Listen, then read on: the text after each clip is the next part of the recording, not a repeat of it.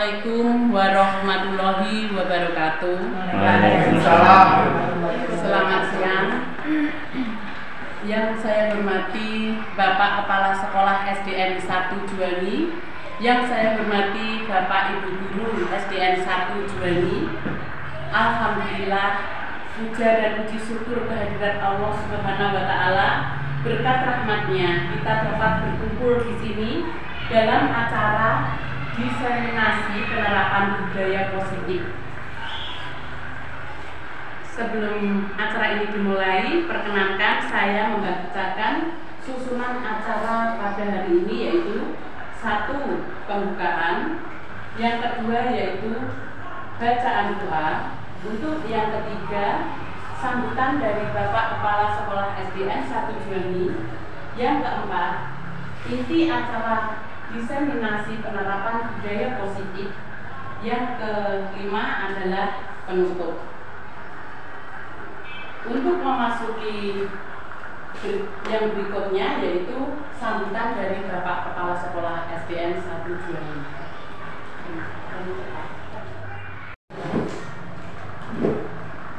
Untuk selanjutnya yaitu acara yang kedua, yaitu doa. Marilah kita bacakan basmalah bersama-sama. Bismillahirrahmanirrahim. Untuk acara yang kedua yaitu acara inti, acara diseminasi. Monggo Bapak Blo, kami persilahkan. Oke, terima kasih Bona. Sebelumnya yang saya hormati Bapak Kepala Ibu 1 Juwani, Bapak Suhardi SPD, dan yang saya hormati pula Bapak Ibu Guru, staf karyawan SD 1 Juwani. Selamat siang. Selamat siang. Salam sejahtera untuk kita semua. Pertama, marilah kita panjatkan puji syukur kehadirat Tuhan Yang Maha Esa, karena limpahan berkat kasih karunia-Nya kita dapat berkumpul di ruangan ini dengan kondisi yang sehat tanpa kurang satu apapun. Yang kedua, saya mengucapkan terima kasih banyak atas dukungan dari Bapak Ibu semuanya, atas kerawannya menyempatkan diri, menyempatkan waktu untuk mengikuti acara atau kegiatan diseminasi pada hari ini. Cerita sedikit, diseminasi ini sebenarnya merupakan salah satu tugas dari rangkaian pendidikan calon guru penggerak angkatan 9 yang saya sudah 3 bulan, dari bulan Agustus September, ini bulan Oktober, sudah jalan 3 bulan. Kalau di LMS-nya sekitar 38 atau sekitar 40% begitu Bu perjalanan saya dari 100%. Nah, ini sebenarnya salah satu tugas dari modul 1. Nah, ini 1.4, ini modul terakhir. Rencananya nanti ada 3 modul dalam pendidikan calon guru penggerak, modul 1, modul 2, dan modul 3. Untuk saat ini sendiri saya sudah sampai modul 2.1. Dan lokakarya saya sudah sampai lokakarya 2. Dan itu nanti rencananya sampai lokakarya 6, Bapak Ibu. Biasanya lokakarya itu 1 bulan sekali. Jadi ini kalau sudah dari lokakarya 0 kan hitungannya sampai 3. Berarti masih ada 2, 1, 0, 1, 2, 3, 4, 5, 6. Sekitar 4 lagi. Jadi 4 bulanan lagi baru selesai ya. Begitu. Jadi tetap mohon dukungan dari Bapak Ibu semuanya. Semoga nanti dalam pendidikan saya lancar. Amin. Itu. Nah, kemudian selanjutnya saya mohon izin Bapak Ibu semuanya untuk sharing sebenarnya ini, berbagi tentang apa yang sudah saya dapatkan dari program pendidikan calon guru penggerak. Ya, ini diseminasi penerapan budaya positif. Mohon izin saya berdiri, Bapak Ibu. Ya. Diseminasi penerapan budaya positif bagi saya.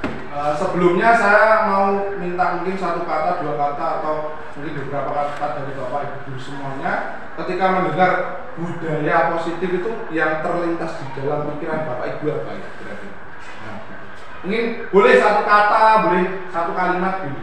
Kebiasaan baik. Oh iya, terima kasih Pak Ledia. Dari Pak Ledia, kebiasaan baik. Budaya itu kebiasaan. Oke. Monggo, yang lain. Bona apa? Bona. Yang terlintas apa ketika mendengar atau melihat kata budaya positif? Penerapan hal-hal yang positif. Oh iya, terima kasih Bu Tri. Penerapan hal-hal yang positif. Tadi Pak Ekia kebiasaan positif. Bu Tri penerapan hal-hal positif. Ini ada lagi Bapak Ibu. Benda.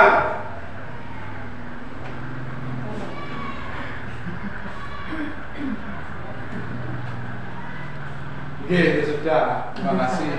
Ya, bersama. Ya, pada intinya, saya setuju. Budaya itu kebiasaan hal-hal yang dilakukan yang mungkin awalnya belum terbiasa. Kalau diulang-ulang itu menjadi kebiasaan, nah itu jadinya adalah suatu budaya. Nah budaya itu juga didasari atas nilai-nilai kebajikan universal. Jadi kalau budaya yang jelek itu gimana? Bukan termasuk budaya kalau menurut saya. Maksudnya budaya kok terlambat itu bukan budaya. Karena tidak didasari dengan nilai-nilai kebajikan universal. Jadi nilai-nilai kebajikan universal itu nilai-nilai yang sudah ada di dalam masyarakat seperti misalnya kerukunan, gitu, keselamatan, kesehatan, pokoknya yang hal-hal positif. Gitu. Oke, terima kasih Bapak Ibu. Lanjut. Nah ini karena ini tentang budaya positif, nanti di sekolah penerapannya, jadi ada pertanyaan romantiknya. Apakah Bapak Ibu setuju dengan pernyataan ini? 1, poin saja 3 poin. Hukuman dapat mendisiplinkan anak. Gimana Bapak Ibu? Setuju? Setuju. Kira-kira kenapa itu setuju? Hukuman. Supaya anak dapat jeda tidak melakukan hal yang kurang baik. Oke, terima kasih Bu. Berarti hukuman itu bisa menjerahkan anak. Artinya anak nanti kalau setelah diberikan hukuman bisa menjadi lebih baik. Begitu ya Bapak Ibu. Ya. Oke, nanti kita ulas lagi lebih dalam. Untuk saat ini setuju ya? Apa ada yang tidak setuju Pak? Setuju semua ini? Siapa yang tidak? Woi, Bona. Gimana? Kenapa Bu? Kok tidak setuju? Kenapa Bu? Menjadikan anak trauma, lebih baik diberi pengertian atau Wah, luar biasa Bu. Luar biasa jawabannya ya. Wah, mendidik sekali. Guru kelas berapa tuh Bu? kenapa? Oh, berarti. Iya, ternyata ada sisi jeleknya Bapak Ibu. Ternyata hukuman bisa menjadi anak Trauma. Baiknya dikasih pengertian saja itu kata Bu.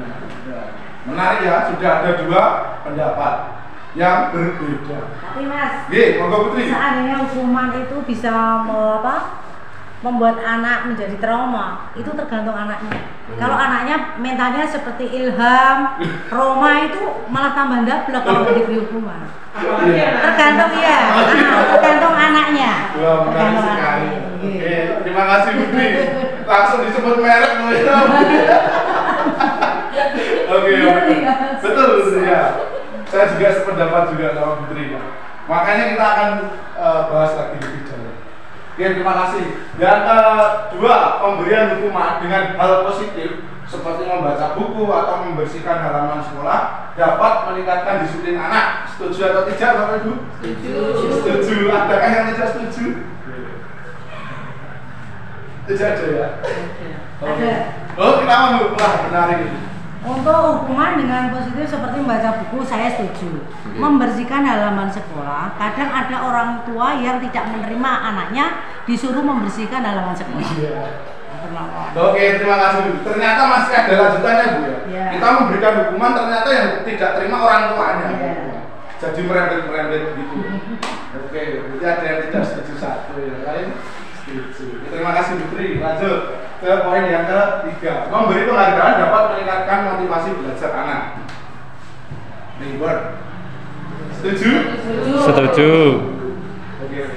Misalnya ya nanti kalau menang jajan cilor ya paling dia sering kayak gitu. Main betengan yang menang nanti dapat cilor, semangat lain. Iya. Biar bisa menang ya gimana dia gitu. Terima kasih. sangat menarik, maka kita ulas ya. Oke, lanjut dulu. Jadi, nah, topik hari ini ada beberapa poin. Yang pertama adalah disiplin positif dan nilai-nilai kebajikan universal. Yang kedua, teori motivasi hukuman, penghargaan dan restitusi. Yang ketiga adalah keyakinan kelas. Yang keempat, kebutuhan dasar manusia dan dunia berkualitas. Yang kelima, restitusi 5 posisi kontrol. Yang selanjutnya restitusi segitiga restitusi. Lanjut. Nah, yang pertama, pembelajaran pertama adalah disiplin positif dan nilai-nilai kebajikan universal. Lanjut dulu. Nah, ini perubahan paradigma. Ini sebenarnya mau saya praktekkan, tapi Bapak Ibu saya yakin bisa membayangkan saja. Ada A dan B, Anda dan teman Anda. Sobeklah secara kertas kecil, tulislah benda atau sesuatu yang sangat berharga untuk Anda. Letakkan di salah satu tangan Anda dan genggam benda atau sesuatu tersebut dengan segala daya. Buatlah sebuah kepalan. Teman Anda akan mencoba dengan sekuat tenaga dengan berbagai cara untuk meminta Anda memberikan benda tersebut. Teman Anda bisa membujuk, mengancam, menghardik, merayu, menyuap, apa saja agar dapat membuka kepalan tangan Anda. Kira-kira apa yang terjadi? Suatu keributan. Keributan, konflik. Ya, berarti ada yang memaksa gitu. Yeah. Kalau mengancam dan apa ya, menghardik mesti terjadi keributan. Terus apalagi selain terjadi keributan? Kasusnya ini. Kita kerja iya. Misalnya dirayu, kita tahu, pengen tahu, gimana tahu, apa tahu gitu. Terus diiming-imingi misalnya, ya tak kasih uang 10 juta. Mau dong itu, jadi tak ya 10 juta itu. Ya, cuman buka tangan kasih 10 juta. Bisa jadi ya Bu ya? Nah, bisa jadi yang pertama itu terjadi keributan karena dipaksa. Itu enggak, akhirnya sakit tangannya. Tangan yang A sakit karena tadi dipaksa.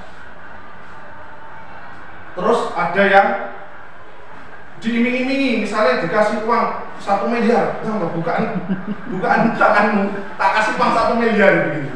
Ya sudah lah, dihitung-hitung kita berarti. Ya, dibuka akhirnya dengan senang hati membuka, ya wis, ya begitu. Tapi mungkin ada juga yang saya boleh lihat enggak? Ya udah lihat atau begitu. Kemungkinan terjadi seperti itu yang saya renungkan. Ya. Jadi yang mau di next saja Bu. Nah, yang mau diambil dari peristiwa itu tuh sebenarnya segala sesuatu, segala perbuatan kita itu ada motifnya, ada alasannya. Kenapa kok kamu membuka tanganmu tadi? Mungkin karena diiming-imingi, mungkin karena dipaksa. Kekuatan saya lebih kecil daripada yang maksa, begitu. Jadi segala sikap tindakan kita punya alasan. Alasannya itu bisa motivasi eksternal dan motivasi internal. Contohnya tadi kalau motivasi eksternal ya tadi diiming-imingi tadi, bukan toh tangan nanti saya kasih 1 miliar, dihitung-hitung gitu. Wah berarti bisa miliar, ya kan ada dari eksternal, gitu. Dari eksternalnya tadi iming-imingan tadi, ya sudah saya buka. Tapi ada juga yang nggak mau sebenarnya, tapi dipaksa. Akhirnya dia kebuka karena kalah power.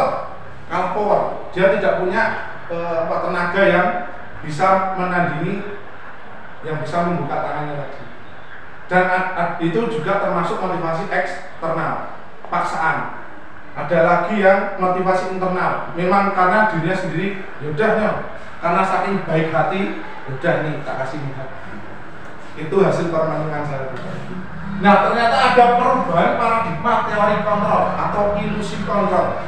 Ilusi itu apa Bapak Ibu? Ilusi itu, menurut Bapak Ibu itu ilusi itu apa? Apa ilusi? Angan-angan kedua. Ilusi. Angan-angan kedua. Angan-angan sakit. Sekarang juga boleh. Bisa. Iya, ilusi kayak angan-angan, bayangan, gambaran ilusi. Oke. Ilusi itu adalah sesuatu yang tidak nyata tapi tampak nyata. Ketoke iya ning ora, gimana? Ketoke kelihatannya iya tetapi tidak. Itu ilusi. Seperti halnya fata morgana. Tahu fata morgana nih? Jadi kalau lihat dari jauh begitu kelihatannya kok di aspal ada airnya, ternyata setelah dilihat dekat tidak ada. Ilusi itu seperti itu. Ada 4 poin. Ilusi guru mengontrol murid. Yang kedua, ilusi bahwa kritik dan membuat orang merasa bersalah dapat menguatkan karakter. Yang ketiga, ilusi bahwa semua penguatan positif efektif dan bermanfaat. Yang keempat, ilusi bahwa orang dewasa memiliki hak untuk memaksa. Ternyata terlihat iya, tetapi tidak. Contohnya ilusi guru mengontrol murid. Ternyata guru tidak bisa mengontrol murid. Setelah saya baca materinya ini, sebenarnya saya sama bapak ibu guru semua di sini itu sama. Ada apa ya? Awalnya itu ada ketidaksetujuan itu. Mosok sih guru misalnya nyuruh muridnya A ya ke A, B ya ke B. Ternyata guru tidak bisa mengontrol murid. Kemudian ilusi bahwa kritik dan membuat orang merasa bersalah dapat menguatkan karakter itu juga tidak bisa. Misalnya anak-anak dikasih tugas tidak mengerjakan, bilang antolnya dan digarap ramsaknya bapak ibu, ternyata juga ilusi.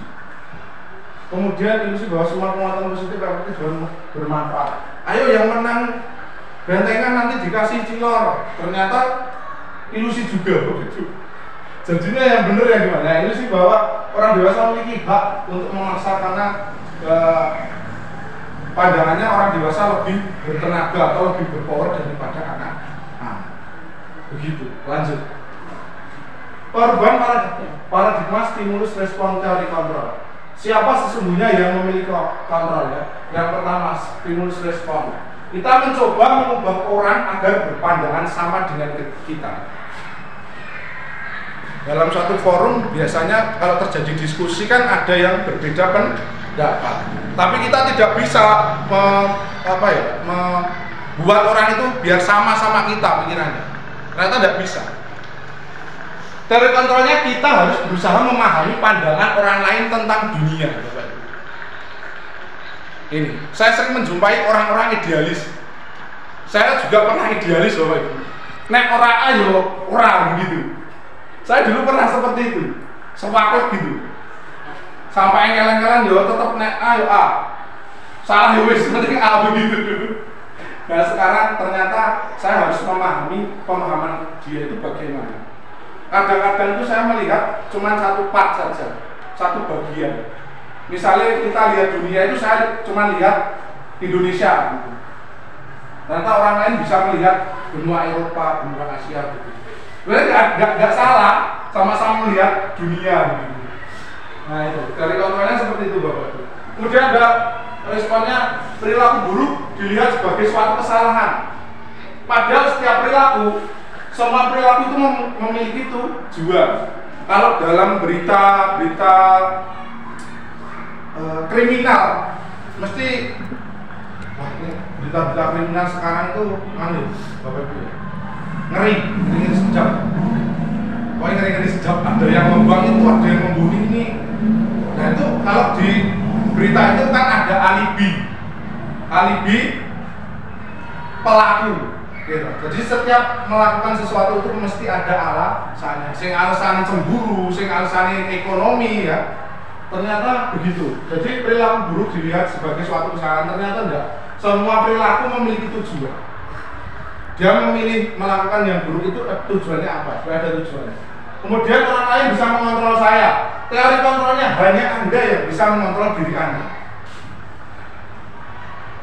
Begitu. Jadi orang lain tidak bisa.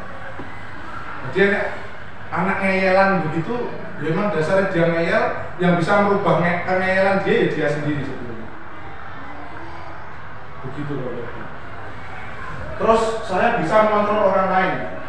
Anda tidak bisa mengontrol orang lain. Karena orang lain punya pemikiran sendiri, punya hati sendiri, punya perasaan sendiri, punya yang namanya kehendak bebas, bisa memilih A atau B, bahkan pilihan A atau B bisa milih C, kan? Namanya orang. Kemudian pemaksaan ada pada saat bujukan gagal, terus dibujuk, ayo toh dibuka tangani, terus anyel-anyel, paksa. Nah ini sebenarnya masih tidak jarang saya lakukan, malah pada anak saya sendiri. Ada anak saya nangis gitu, ayo menang, suruh diam ya, mau apa, udah dibujuk, nggak mau diam, saya paksa suruh diam, ayo menang gitu, tambah keras jadi. Ya seperti itulah Bapak Ibu, ternyata gitu. Jadi ada kolaborasi dan konsensus penciptaan yang baru. Kemudian ada model berpikir menang kalah. Jadi pikiranku benar, pikiranmu salah. Nah itu menang kalah. Ternyata teori kontrolnya itu model berpikir menang dan menang. Kamu betul, saya juga betul. Kamu melihat dunia dengan kaca minus 1, saya melihat dunia dengan kaca minus 2. Ternyata sama-sama minus kita. Begitu. Lanjut. Nah, apakah makna disiplin? Disiplin itu berasal dari bahasa Latin disiplina, yang artinya belajar. Disiplina. Mana asal dari kata ini berkonotasi dengan disiplin dari murid-murid Sokrates dan Plato. Disiplin diri membuat orang menggali potensinya menuju sebuah tujuan apa yang dihargai. Namun dalam budaya kita makna kata disiplin telah berubah menjadi sesuatu yang dilakukan seseorang pada orang lain untuk mendapatkan kepatuhan. Kecenderungan umum adalah menghubungkan kata disiplin dengan ketidaknyamanan, bukan dengan apa yang kita hargai atau pencapaian suatu tujuan yang mulia. Begitu sedikit tentang kata disiplin. Nilai-nilai kebajikan universal adalah sifat-sifat positif manusia yang merupakan tujuan mulia yang ingin dicapai oleh setiap individu. Nilai-nilai itu bersifat universal, artinya umum dari lintas bahasa, suku, bangsa, agama maupun latar belakang. Jadi tidak mengenal syarat. Kalau baik ya baik saja. Kemudian setiap perilaku atau perbuatan memiliki tujuan. Dengan mengaitkan nilai-nilai kebajikan yang diyakini seseorang, maka motivasinya akan terbangun. Sehingga menggerakkan motivasi diri dalam untuk dapat mencapai tujuan mulia yang diinginkan. Nilai-nilai kebajikan yang dicapai oleh setiap anak Indonesia kita kenal dengan profil pelajar Pancasila. Profil pelajar Pancasila ada berapa? 5. Ada 5. 1. Sering yang saya dengar tuh tiap pagi mesti kelasnya Bu Tri itu yang nyanyi profil pelajar Pancasila. Ya betul. Bineka global itu. Iya. Ya. Kapan lagi Bu? Kreatif. Kira enggak. Oke, enggak apa-apa. Oh ini ternyata beriman, bertakwa kepada Tuhan Yang Maha Esa dan berakhlak mulia, mandiri, benar kritis, berpikiran global, bergotong royong dan kreatif. Nah, itu lanjut. Nah kita lanjut ke langsung saja pelajaran kedua, teori motivasi, hukuman dan penghargaan restitusi. Lanjut dulu.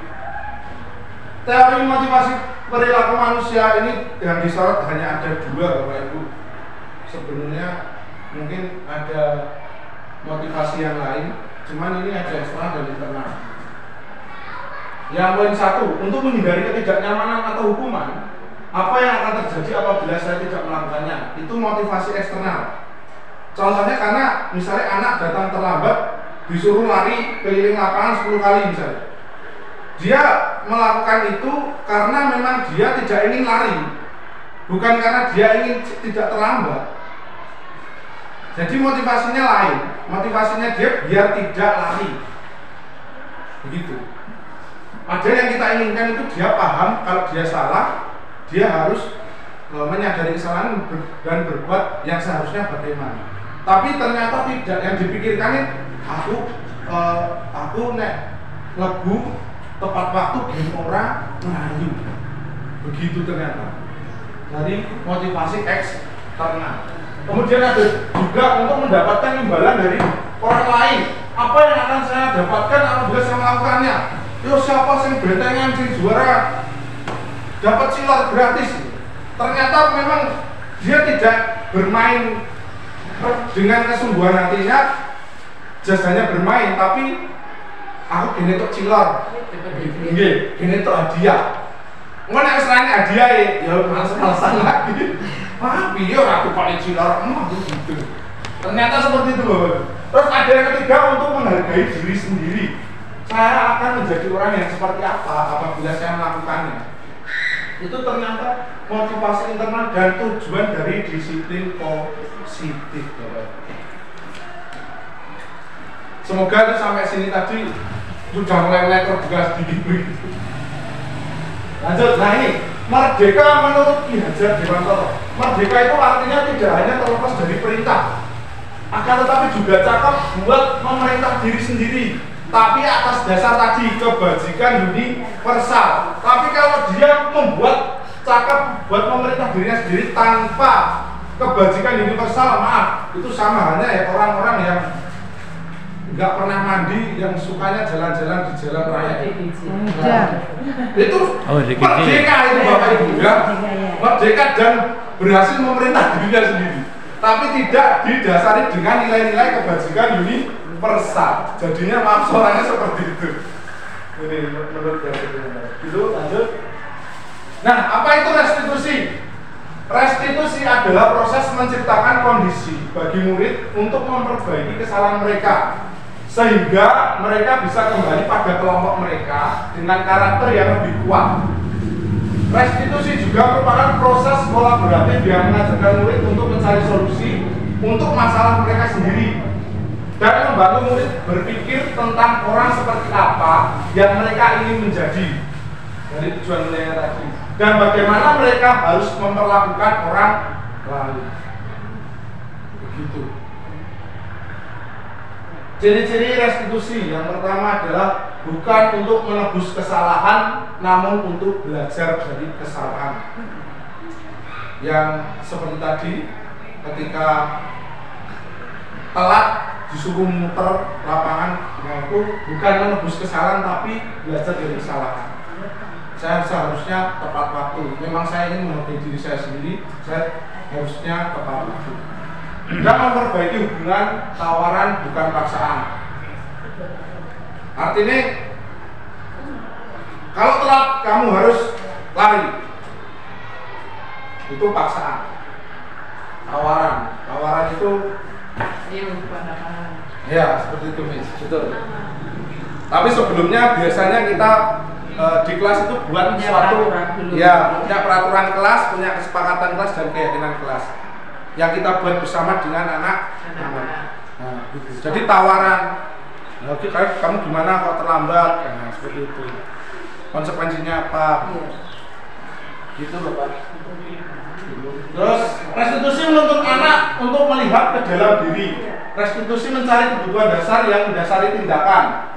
Nah, nanti kita akan bahas tentang kebutuhan dasar manusia. Juga restitusi diri adalah cara yang paling baik. Restitusi fokus pada karakter bukan tindakan. Restitusi fokus pada solusi. Restitusi mengembalikan murid yang berbuat salah pada kelompoknya. Itu. Begitu Mas. Oke, pembelajaran 3, keyakinan kelas. Mengapa tidak peraturan saja? Mengapa harus keyakinan kelas? Mungkin Bapak Ibu juga masih masih awam atau ternyata ada keyakinan kelas ya? Yang dimaksud keyakinan kelas. Nah, kok baru dengar ada keyakinan kelas ya? Biasanya kan peraturan kelas ya? Nah, tempat Ibu sekarang ada ini, contohnya ini. Tapi dibuat sendiri apa dibuat sama anak nggak tahu ya? Ini ada harapan kelas, ini ada peraturan kelasnya ini. Siswa harus hadir di kelas tepat waktu, menjaga kebersihan, berperilaku sopan dan tidak berkata kasar. kompak dan saling bekerja sama, mendengarkan guru saat sedang menjelaskan. Biasa, kelasnya nggak apa-apa. Kita bersikap baik, jujur dan saling menghormati. Kita mendengarkan, kita mengucapkan tolong dan terima kasih. Kita belajar dan bermain dengan aman. Kita gigih dan melakukan yang terbaik. Luar biasa, terima kasih Bu Sekar sudah bikin peraturan kelas. Ternyata ada keyakinan jelas juga. Mengapa kita memiliki peraturan kelas menggunakan helm bila mengendarai kendaraan roda 2? Ini buat anak-anak usia SMA SMK gitu.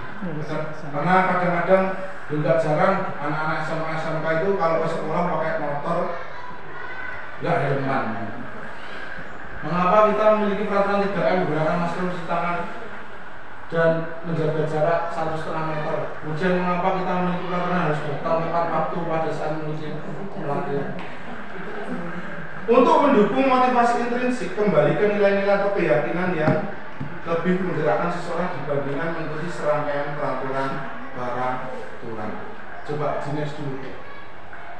Nah, sebentar Bu, jenis dulu. Nah, ini dari budaya positif yang ingin kita capai. Ini ternyata yang paling kecil itu dari peraturan kelas. Yang lebih besar ada yang namanya keyakinan kelas, dan yang lebih besar lagi ada lingkungan positif, dan akhirnya menjadi budaya positif. Itu Bapak Ibu. Lanjut untuk keyakinan. Nah, ini begini Bapak Ibu, keyakinan kelas itu adalah nilai-nilai yang kita yakini bisa membuat kita lebih baik. Itu adalah keyakinan kelas. Nilai apa yang kita, misalnya sering ya Bapak Ibu kalau ngajar di kelas itu menanyakan nilai apa yang sudah kita pelajari hari ini misalnya. Nanti anak-anak bilang kerjasama Pak, kompakan, saling membantu ya. Nilai-nilai itulah yang disebutkan tadi. Keyakinan itu yang disebutkan anak-anak itu tadi. Ada nilai keselamatan, disiplinan, tanggung jawab, kejujuran. Itu adalah keyakinan kelas. Nah, dari gambar ini, yang mana yang merupakan keyakinan kelas tuh? Yang hijau ini atau yang putih? Ini yang tulisannya ada kesepakatan kelas. Ini juga kesepakatan kelas, tapi isinya yang satu datang tepat waktu, yang satu kami guru dan murid saling menyayangi. Yang putih. Yang mana tulisnya? Yang putih. Oh, yang putih, ya betul. Memang yang putih. Yang putih itu yang merupakan keyakinan kelas. Kalau ini sudah ke peraturan kelas. Jadi anak-anak itu lebih ditekankan ke keyakinan kelasnya sebelum membuat peraturan. Jadi kenapa dia harus datang tepat waktu?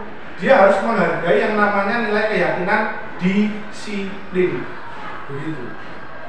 Bukan karena nanti tepat waktu biar tidak dihukum lari. Begitu. Lanjut. Nah ini peraturan selalu kembalikan buku ke tempatnya. Keyakinan kelasnya namanya tanggung jawab. Nilai tanggung jawab. Yang kedua, dilarang mengganggu orang lain. Itu keyakinan kelasnya atau nilainya menghormati orang lain. Yang ketiga, hadir di sekolah 15 menit sebelum pelajaran dimulai. Keyakinan kelasnya menghormati orang lain dan berkomitmen. Dilarang melakukan kekerasan. Itu keyakinan kelasnya adalah keselamatan dan menghormati orang lain. Kemudian peraturan dilarang menggunakan narkoba. Keyakinan kelasnya kesehatan. Kemudian bergantian atau menunggu giliran. Keyakinan kelasnya adalah menghormati orang lain dan bersabar. Gunakan masker. Itu keyakinan kelasnya kesehatan dan keselamatan. Jangan berlari di kelas atau koridor. Itu juga keyakinan kelasnya keselamatan dan keamanan. Begitu Bapak Ibu. Lanjut. Ini nggak usah begitu ini. Lanjut. Nah ini sebentar Bu, jangan next ada jawabannya. Nah ini tindakan guru mencatat 100 kali di dalam buku kalimat saya tidak akan terlambat lagi karena terlambat ke sekolah. Itu menurut Bapak Ibu hukuman atau konsekuensi? Hukuman Pak. Hukuman. Ada konsekuensi? Konsekuensi. Oh ada konsekuensi. Nanti setelah ini kita akan belajar tentang hukuman, konsekuensi, dan restitusi. Ini nggak apa-apa. Hukuman atau konsekuensi? Ada yang bilang hukuman, ada yang bilang konsekuensi ya. Kita lihat dulu jawabannya apa Bu? Supaya membuktikan bahwa ternyata hukuman. Ya. Oke lanjut. Lari mengelilingi lapangan basket 2 kali karena terlambat hadir di sekolah. Hukuman atau konsekuensi Bapak Ibu? Hukuman. Hukuman apa? Jawabannya Bu? Set. Ya benar, hukuman sudah mulai panas ternyata. Lanjut. Murid diminta untuk push up 15 kali karena tidak menggunakan masker ke sekolah. Hukuman. Hukuman. Waduh, tambah panas ya. Sudah mulai. Lanjut Bu. Menggantikan kertas tugas teman yang telah dicoret-coret. Konsekuensi atau hukuman?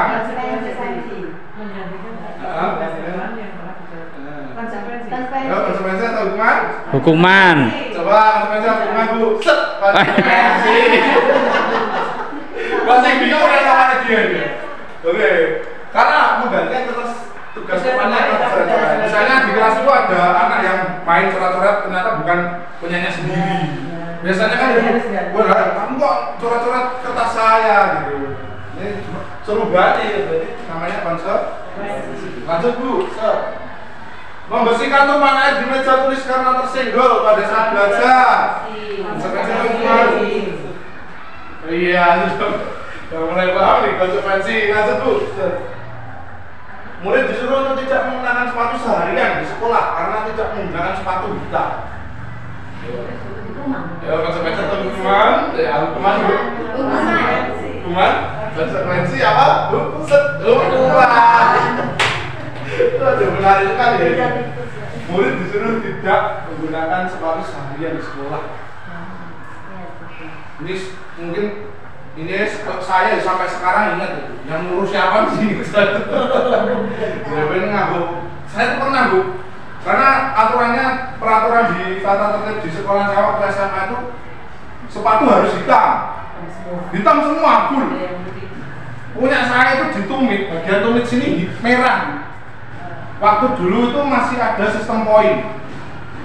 Mungkin Bapak Ibu guru mengalami sistem poin enggak? Jadi kalau sudah poin 100 dikeluarkan gitu. Pelanggaran misalnya telat poin 15 gitu ya. Nah, saya kita seumuran. Saya dulu pernah gitu, lagi makan di kantin yang Pak BP itu ya. Masih ingat namanya saya. Muter, lihat sepatu saya cuman, Mas, sepatunya bagus sekali, coba saya lihat gitu. Pinjem, saya copot, saya kasih 1. Wah bagus ini, belinya gimana? Ini buat contoh ya, besok saya mau beli gitu. Dibawa ke kantor Bu, jadi saya cuma pakai 1 ya. Itu akhirnya saya lepas, saya cekeran selama di sekolah cekeran sampai pulang. Saya sampai rumah, tapi sebelumnya tadi bilang besok orang tuanya suruh ke kantor gitu. Saya sampaikan ke bapak saya. Bapak saya datang, dibilang apa enggak diperhatikan anaknya kenapa sampai. Saya bilangnya bapak gini, saya memperhatikan Pak, tapi tidak sedetail sampai tumitnya merah begitu. Bapak saya bilang gitu, terus akhirnya, ya terus gimana Pak ini ya udah buat kenang-kenangan sekolah. Sepatu saya disuruh ngambil Pak, itu. Dan disuruh bawa sepatu saya nggak mau bapak saya. Disuruh ngambil sekolah aja, udah buat kenang-kenangan sekolah gitu. Ya sudah, akhirnya saya bilang gitu. Biar gitu itu cerita unik ya. Nih masih ingat sekali gara-gara pernyataan itu. Terus lari mengelilingi lapangan basket 2 kali karena terlambat 10 menit untuk pelajaran PJOK. Ayo, coba lagi ya. Lari mengelilingi lapangan basket 2 kali karena terlambat 10 menit untuk pelajaran PJOK. Ternyata apa Bu? Set. Konsekuensi Bapak. Kenapa? PJOK. Ternyata kalau PJOK loh, olahraga loh dia. Kalau olahraga aman berarti dia konsekuensi, termasuk konsekuensi hukuman fisik itu. Jadi bukan Bu, beda nanti kalau bersekar yang suruh lari ya. Lain. Itu tergantung mata pelajarannya. Nggih. Misnia kan bahasa Inggris telat mencolot saya itu semua. Hukuman itu bukan konsekuensi. Begitu nih Bapak Ibu, lanjut. Nah ini perbedaan hukuman dan konsekuensi yang paling menarik di sini. Kenapa kok tadi bisa konsekuensi dan hukuman? Hukuman itu sesuatu yang menyakitkan, harus terjadi unsurnya paksaan. Gimana? Saya nggak punya power. Saya disuruh lari ya lari aja, nanti kalau nggak lari ya bisa sekolah kan gitu. Nggak bisa mengikuti pembelajaran. Konsekuensi itu sesuatu yang harus terjadi. Kalau kamu merusak, ya kamu harus mengganti misalnya. Itu harus terjadi. Kamu menumpahkan, ya tumpahnya harus kamu bersihkan. Membuat anak sakit fisik maupun hati untuk jangka waktu lama. Nah, itu kayak tadi yang saya ceritakan sampai sekarang saya masih ingat. Mungkin Bapak Ibu guru juga punya punya kisahnya masing-masing. Aku deben juga itu termasuk hukuman Bapak Ibu. Masa lalu. Aku deben pernah dikon Bapak kayak gini. Nah, itu namanya hukuman. Kalau dulu itu semuanya hukuman. Iya, gitu. Ternyata setelah saya baca-baca ini, oh iya ternyata ya. Bisa kalau sekarang. Udah masuk sekarang. Aduh ya sudah. Terus ternyata ini konsekuensinya membuat anak merasa tidak nyaman dalam jangka waktu yang pendek saja. Jadinya tidak membekas dalam hati dan pikirannya. Kayak konsekuensi tadi disuruh ngepel karena dia yang menumpahkan gitu. Paling yang cerita hari itu dan besok. Dan lain kali misalnya 10 tahun kemudian mungkin dia lupa gitu. Terus anak membenci kedisiplinan dari hukuman tadi. Kalau konsekuensi anak menghargai disiplin, artinya anak membenci kedisiplinan itu dia harusnya datang tepat waktu itu karena harus menghargai waktu, menghargai orang lain. Tapi dia malah biar tidak push up, biar tidak lari gitu. Jadi dia membenci kedisiplinan. Yang lanjut paksaan, hukuman itu ada paksaannya. Kowe kudu ngene, kowe kudu ngene, kowe kudu ngene. Ditunjuk-tunjuk, kamu tunjuk-tunjuk, nek-nek itu hukuman itu. Terus ada stimulus datang kalau konsekuensi. Kalau hukuman mendorong anak menyakiti diri sendiri. Kalau konsekuensi mendorong anak agar mudah menyesuaikan diri. Saya pernah juga di sini tuh. Sebenarnya saya nggak kasih hukuman, cuma saya tanya dulu. Terus kalau nggak disiplin bagaimana? Push up Pak gitu. Ya itu dari dia sendiri, saya nggak ngomong. Gimana push up? Push upnya berapa kali? 10 kali. Yakin 10 kali ditambahi lagi 20 kali malah begitu Bu ya. Ini malah menyakiti diri sendiri. Akhirnya pernah ya tadi yang disebutkan Bu Tri tadi. Dia sampai sampai ngos-ngosan lagi. Sampai saya nggak tega. Padahal ya omongan dia sendiri, mau push up, mau lari gara-gara dia sendiri. Terus ada namanya konsep diri yang buruk. Ini konsep diri yang buruk. Terus anak belajar untuk menyembunyikan kesalahan. Kalau konsekuensi anak belajar untuk mematuhi peraturan. Hukuman itu ada marahnya, ada rasa bersalah, ada dipermalukan, merasa tak dihargai. Terus kalau konsekuensi kehilangan hak, dibuat tidak nyaman, tapi dalam jangka waktu yang pendek gitu. Terus diasingkan untuk sementara. Saya yang ini agak sering di sini, tidak jarang. Misalnya kalau disuruh, ayo baris anak-anak, ijak ngidili godong, ijak sing nunggu-nunggu, terus raut wajahnya nggak enak itu mesti yo. Saya tahu ini ada masalah. Nah, kadang-kadang saya tarik dulu. Sana di kantor begitu. Nanti baru saya ajak ngobrol. Nanti lihat temennya main kok, pengen main gitu, itu ya buat saya termasuk konsekuensi. Lanjut. Nah ini hukuman, konsekuensi dan restitusi. Yang pertama hukuman, sesuatu yang menyakitkan harus terjadi. Konsekuensi tadi sesuatu yang harus terjadi. Kalau restitusi merupakan pilihan. Artinya anak itu sadar kenapa dia berbuat seperti itu, kemudian alasannya apa. Dia memilih, jadi choice artinya kenapa dia melakukan seperti itu. Mesti ada pilihannya. Terus tidak nyaman untuk murid jangka panjang, tidak nyaman jangka pendek, melakukan murid anak dalam jangka waktu panjang. Karena dia lebih sadar apa yang dilakukan dan yang tidak harus dilakukan. Kemudian itu kalau dalam hukuman itu ada korban mendapatkan keadilan. Ini konsekuensi korban bisa diabaikan. Kalau restitusi, korban mendapatkan ganti atau mendapatkan ganti rugi lah. Kemudian hukuman murid anak asuhan tersakiti, konsekuensi murid anak juga tidak nyaman. Kalau restitusi murid atau anak mendapatkan penguatan. Kemudian hukuman itu perilaku pasif agresif meningkat. Penguatan hanya bertahan dalam jangka pendek. Restitusi masalah terpecahkan. Kemudian di hukuman ini di sekolah bisa nggak? Nggak bisa ya? Harus lanjut aja gitu. Nah, ini pembelajaran yang keempat, kebutuhan dasar manusia dan dunia yang berkualitas. Lanjut. Nah ini singkat saja, kebutuhan dasar manusia itu ada 5 Bapak Ibu, yang memotivasi kita dalam bertindak atau berbuat atau bersikap atau melakukan kegiatan tersebut.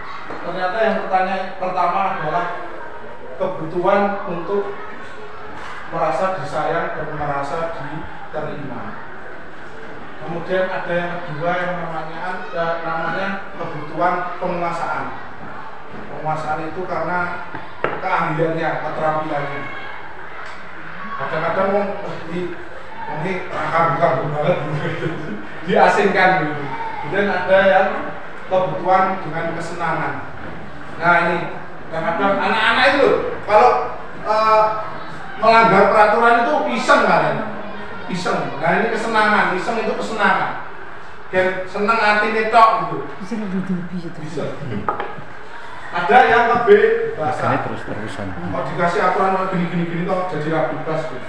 Dan yang terakhir adalah kebutuhan bertahan hidup, seperti makan, minum, bertahan hidup. Lanjut. Nah, 5 posisi kontrol. Nah, dalam menangani anak yang bermasalah itu ternyata kita punya yang namanya posisi kontrol, Bapak Ibu. Ada 5. Yang pertama adalah penghukum, yang kedua adalah pembuat orang merasa bersalah, ketiga teman, keempat pemantau, yang kelima manajer. Nanti dari uraian ini semua, dari kolom ini kira-kira kita kita masuk di posisi yang mana gitu. Kita satu-satu aja ya. Penghukum itu guru berbuat menghardik, menunjuk-nunjuk, menyakiti, menyindir. Kalau kamu tidak melakukannya, awas ya, rasakno. Terus hasilnya memberontak, menyalahkan orang lain dan berbohong. Kemudian murid meletakkan guru di luar dunia berkualitas. Murid biarkan saja, nanti juga marah-marah lagi. Ini mau dapat ini. Ayo paling Pak Glo yo nyeneni meneh begitu malah disepelekan gitu saja. Atau kalau nggak motivasinya memang biar saya dimarahin Pak Glo ini ya mungkin bisa juga. Nggak paham anak-anak ya. Terus mengulangi kesalahan. Hari ini melakukan kesalahan, besok juga melakukan kesalahan yang sama. Kemudian itu ya tadi penghukum, yang ini adalah membuat orang merasa bersalah. Guru berceramah dan mengatakan seharusnya kamu seperti ini. Ibu kecewa karena kamu sering datang terlambat. Lanjut, kamu seharusnya sudah tahu ibu lelah sekali mengatakannya, ibu stres. Aku stres yang ada di kue, orang ngerti. Itu membuat orang merasa bersalah. Jadi ini anak-anak ini, aku punya caranya ngerti dan guru keras stres gitu. Itu orang gurunya di kelas motivasinya gitu. Jadi itu apa misalnya itu tadi yang di Maski tadi ya, wih pandani lumayan stres orang. Jadi orangnya malah buyar gitu. Ya itulah ya, itu anak-anak itu. Kemudian murid meletakkan guru di dalam dunia berkualitas. Kemudian murid berkata maaf Pak, maafkan saya. Kemudian merasa rendah diri, minder malah. Udah tunjuk apa di gimana ya? Wikipedia harus dikandani orang saatnya bapak guru. Jadinya minder, karena rasa bersalah kan minder. Nah ini ada posisi teman, membuatkan alasan-alasan untuk muridnya. Ayolah lakukan ini demi ibu biar tidak dimarahi Pak Hardi misalnya.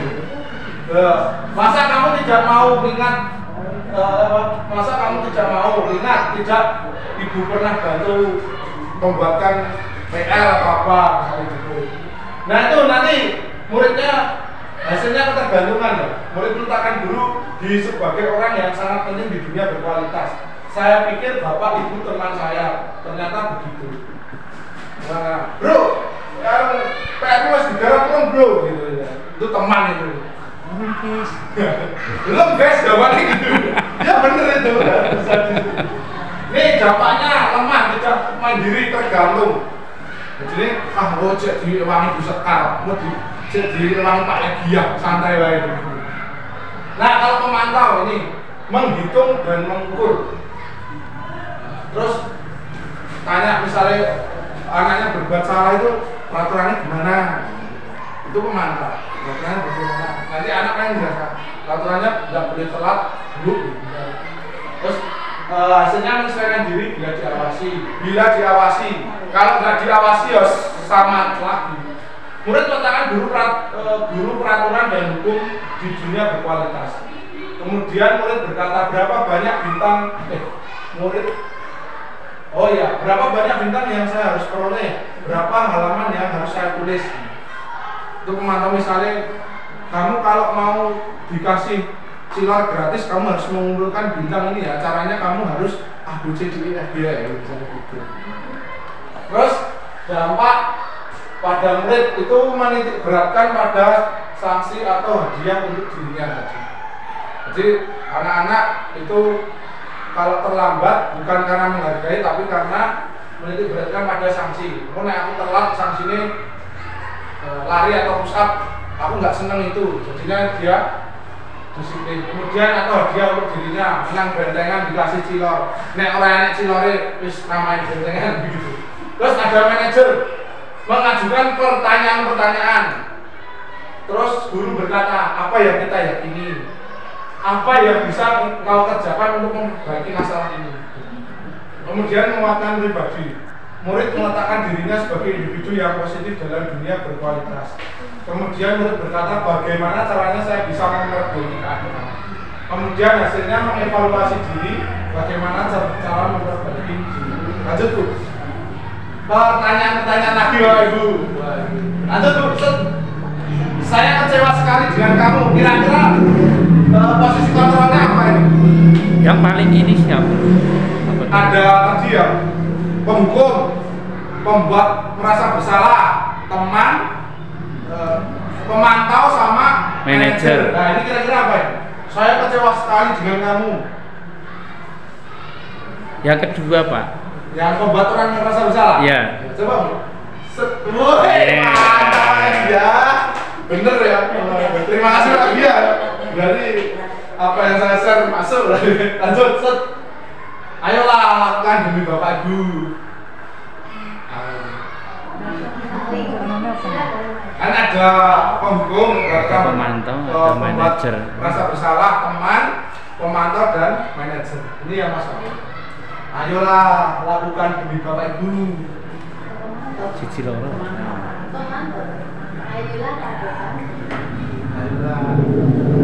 Lanjut. Teman. Oh ya teman. Ayo bro, lakukan batu. Lanjut. Kamu tidak pernah benar melakukannya.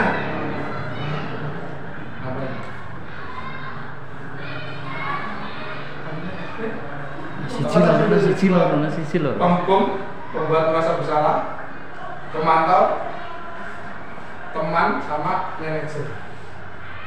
Kamu tidak pernah benar melakukannya. Apa ada Pak? Penghukum Pak. Penghukum coba.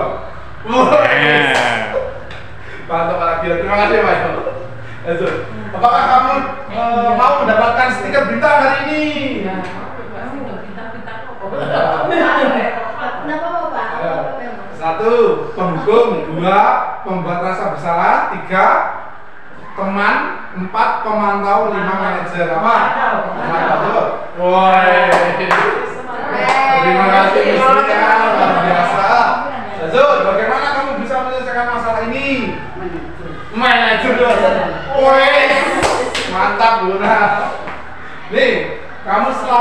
paling terakhir.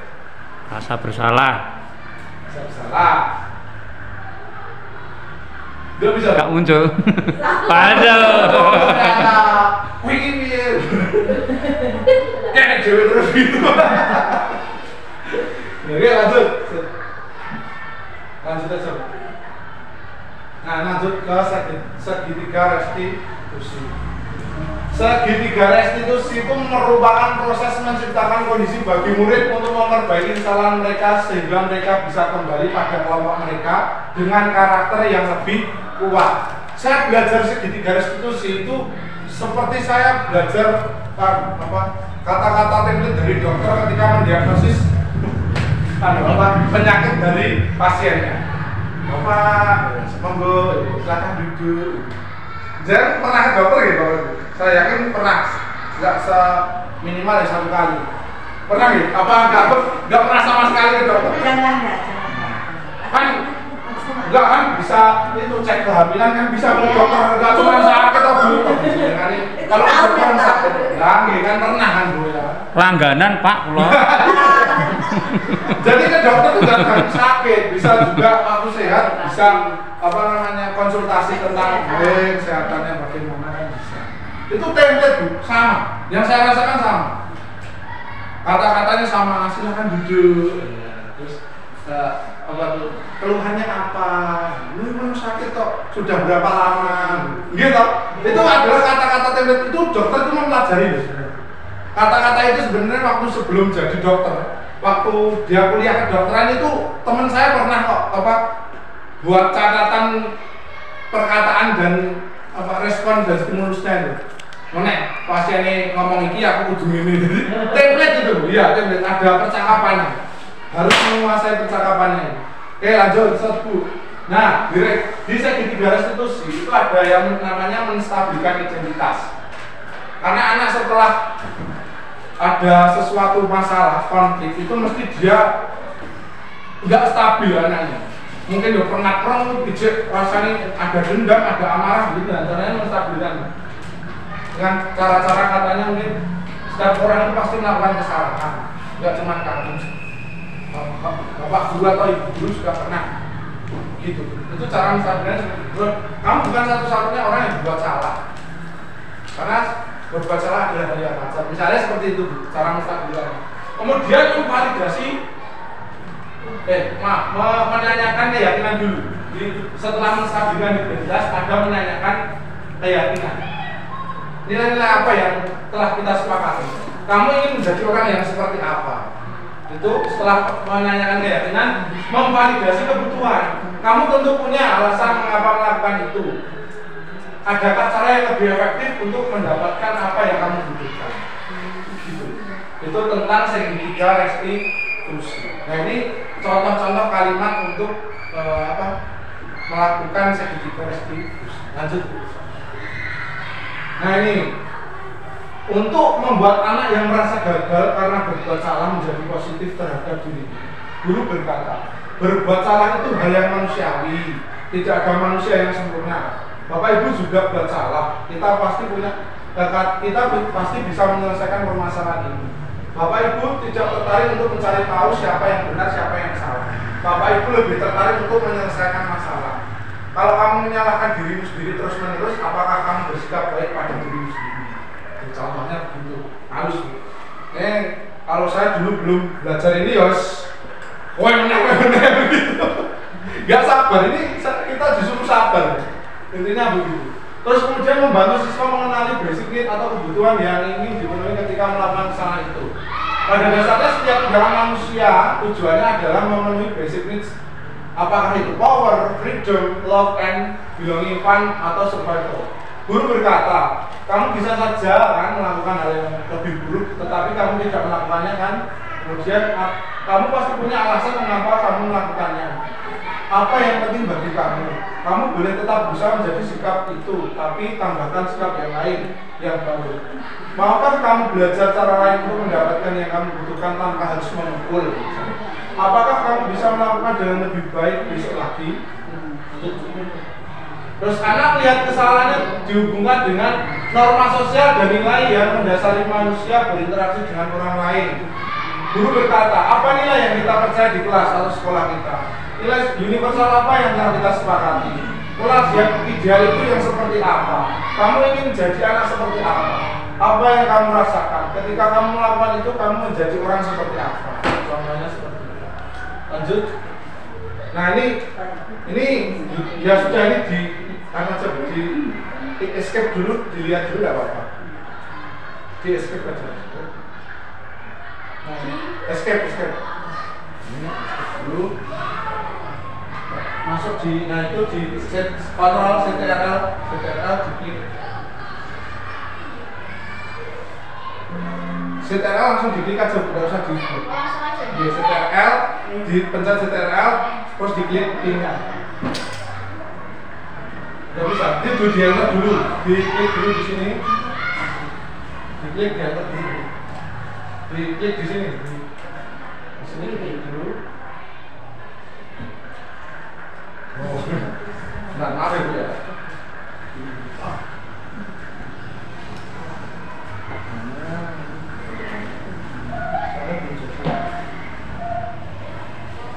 Ini tugas saya Bapak Ibu kemarin.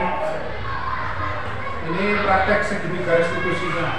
Kemarin saya minta izin sama Bintang pakai kelas 4.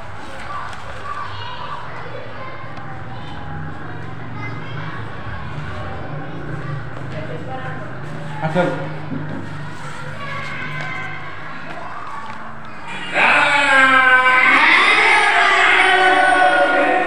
Berjumpa kembali dengan Cangguh dalam pembelajaran fisika. Mari kita mulai pembelajaran dengan berdoa. Silakan salah satu berdoa. Di tempat duduk siap. Berdoa mulai.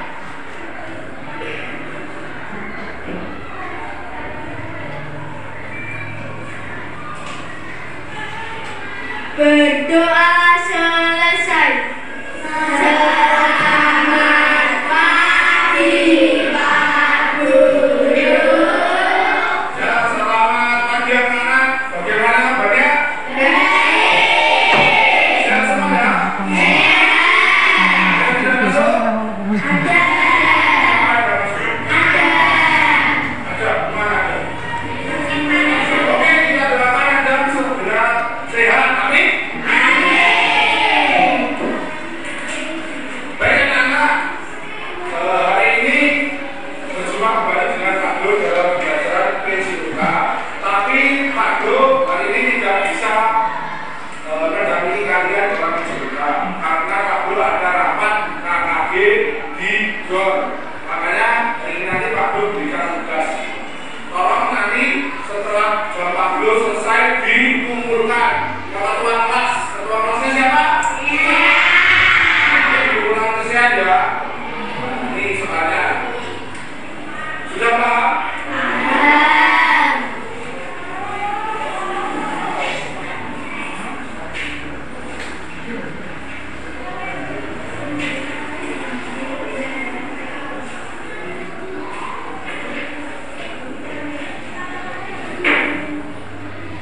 Ada yang ditanyakan?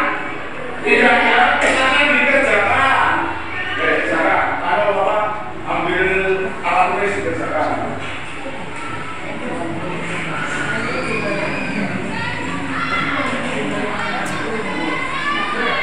Sudah kan anak? Kalau begitu Pak Guru pamit dulu. Nanti tolong kalau sudah selesai dikumpulkan ke saya. Paham ya? Silakan bekerja dengan baik. Terima kasih. Pak Guru pamit dulu. Di bawah dulu.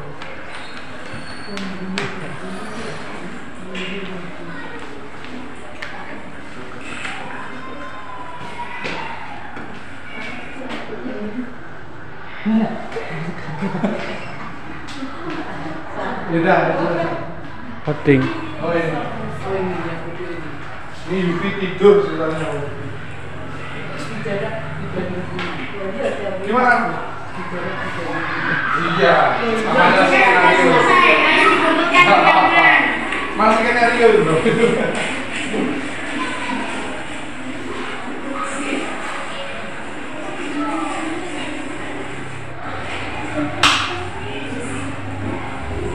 Saya tidur-tiduran terus dia malah tidur kebetulan jam apa tidak mengerjakan saat saya koreksi tidak ada pekerjaan Yubi.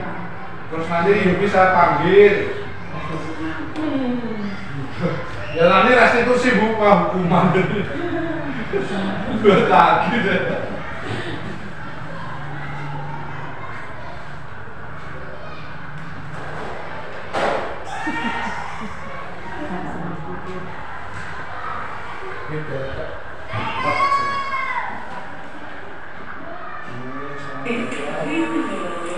Minta bantuan Giska buat mandi Yubi.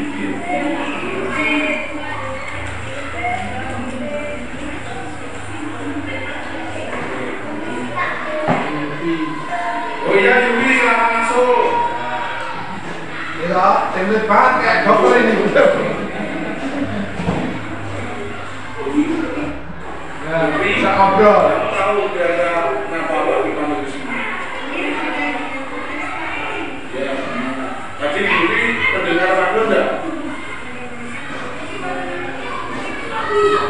Ya, Yubi semua orang itu pasti melakukan salah.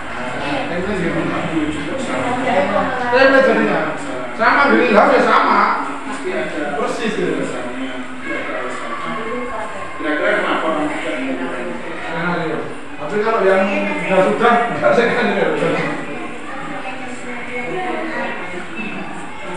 Kamu masih ingat keyakinan rahasia minta pun?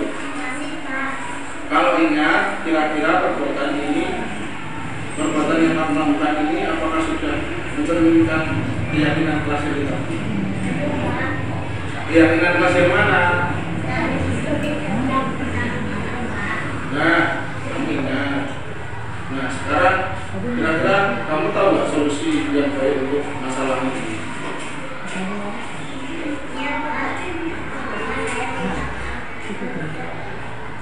Ya, intinya itu anak yang berpikir saya harus bagaimana. Oke, yang muncul itu dari dirinya sendiri, bukan dari bapak ibu guru. Baik itu gini bukan seperti itu, tapi ditanya. Ya, baik. Kamu kira-kira punya solusi apa? Ya, ini kasus dua tidak usah. Ini Sean. Kalau tadi Yubi.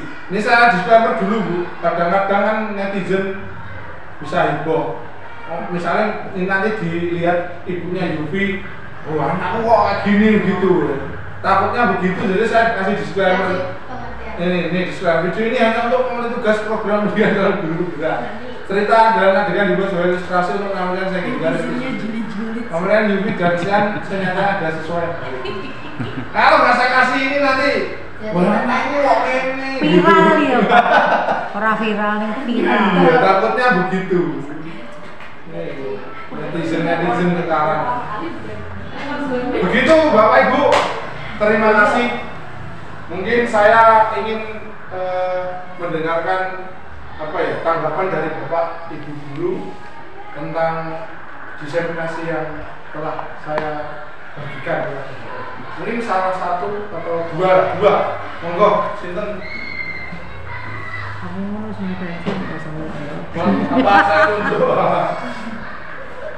Putri tanggapan masih tanggapan masukan saran tentang apa Mas penjelasan tadi? tentang materi ini, tentang mungkin tadi saya tuh masuk di posisi kontrol apa yang diingat Putri dari materi ini. Nggak apa-apa, monggo bebas Putri. Terima kasih atas waktunya. Menurut saya untuk penyampaian materi Pak Guru tadi sudah sangat bagus. Cuma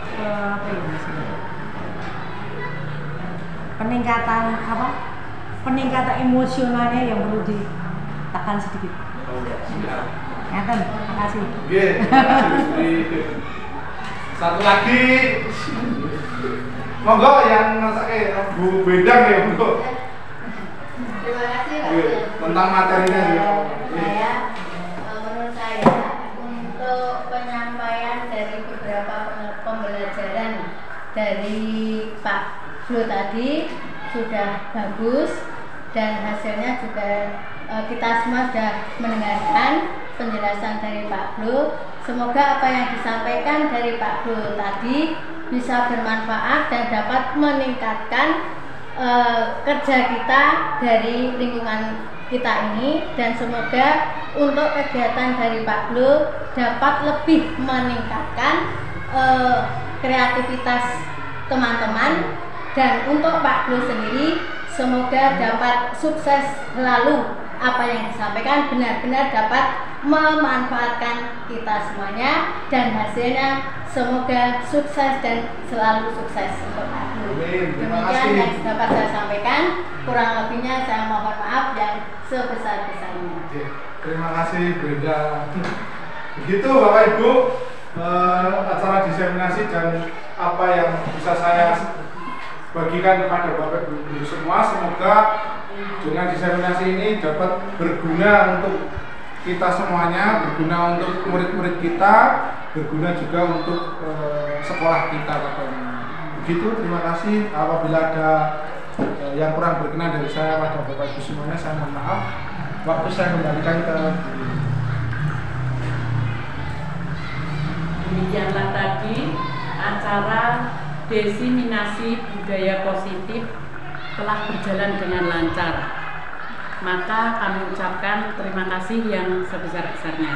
Untuk acara berikutnya, yaitu acara penutup, marilah kita baca hamdalah bersama-sama. Alhamdulillah. Jika ada kata yang salah dan sikap yang kurang berkenan, kami mohon maaf yang sebesar-besarnya. Wassalamualaikum warahmatullahi wabarakatuh. Waalaikumsalam warahmatullahi wabarakatuh.